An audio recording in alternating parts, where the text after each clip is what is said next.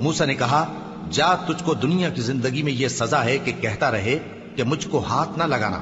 اور تیرے لیے ایک اور وعدہ ہے یعنی عذاب کا جو تجھ سے ٹل نہ سکے گا، اور جس معبود کی پوجا پر تو جمع ہوا تھا اس کو دیکھ، ہم اسے جلا دیں گے، پھر اس کی راکھ کو اڑا کر دریا میں بکھیر دیں گے۔ تمہارا معبود تو اللہ ہی ہے جس کے سوا کوئی معبود نہیں، اس کا علم ہر چیز پر محیط ہے۔ اس طرح ہم تم سے وہ حالات بیان کرتے ہیں جو گزر چکے ہیں،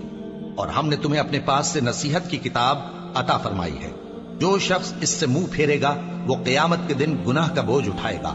ایسے لوگ ہمیشہ اس عذاب میں مبتلا رہیں گے، اور یہ بوجھ قیامت کے روز ان کے لیے برا ہوگا، جس روز سور پھونکا جائے گا اور ہم گناہگاروں کو یوں اکٹھا کریں گے کہ ان کی آنکھیں نیلی نیلی ہوں گی، تو وہ آپس میں آہستہ آہستہ کہیں گے کہ تم دنیا میں صرف 10 ہی دن رہے ہو،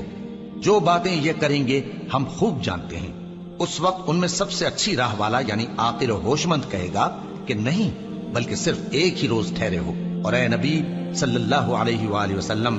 لوگ تم سے پہاڑوں کے بارے میں دریافت کرتے ہیں،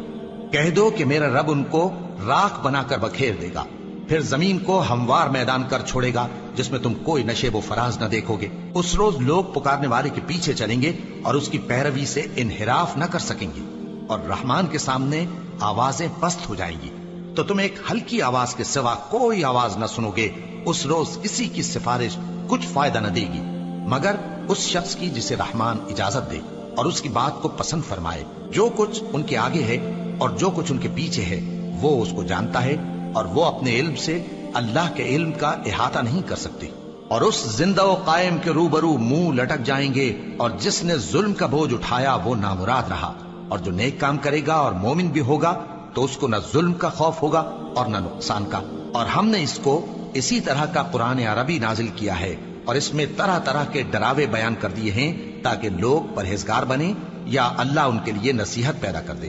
تو اللہ جو سچا بادشاہ ہے، عالی قدر ہے، اور قرآن کی وحی جو تمہاری طرف بھیجی جاتی ہے اس کے پورا ہونے سے پہلے قرآن کے پڑھنے میں جلدی نہ کیا کرو، اور دعا کرو کہ میرے پروردگار مجھے اور زیادہ علم دے۔ اور ہم نے پہلے آدم سے عہد لیا تھا مگر وہ اسے بھول گئے، اور ہم نے ان میں ارادے کی پختگی نہ پائی۔ اور جب ہم نے فرشتوں سے کہا کہ آدم کے آگے سجدہ کرو تو سب سجدے میں گر پڑے مگر ابلیس نے انکار کیا۔